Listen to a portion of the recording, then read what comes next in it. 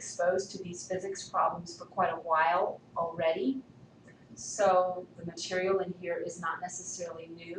They're just expecting you to know some of the things that they've been telling you now for a while.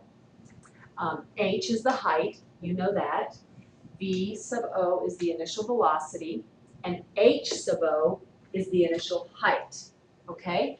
So they are asking us to write the equation that models the height of the coin. So here's the H, okay? So H equals negative 16t squared. And then what is V sub O? Did they give us the initial velocity anywhere? And yes, they did. It says with an initial velocity of 92 feet per second. So we're going to put plus 92t. We're just substituting the values that they've given us into the equation that they've given us.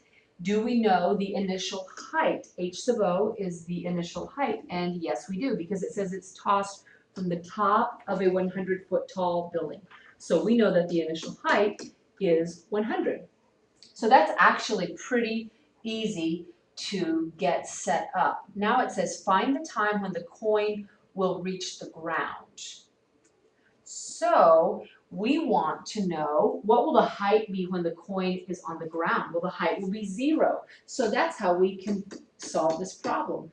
We can find out what the time is when the coin will reach the ground. Now, we've learned a couple different ways to solve these quadratic equations. We can solve by factoring, we can solve by completing the square, and by the quadratic formula.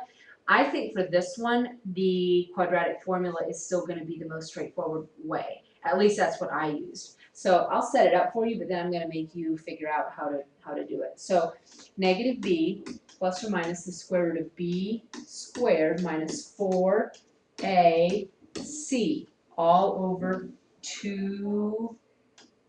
All right, so this is the a value, this is the b value, and this is the c value.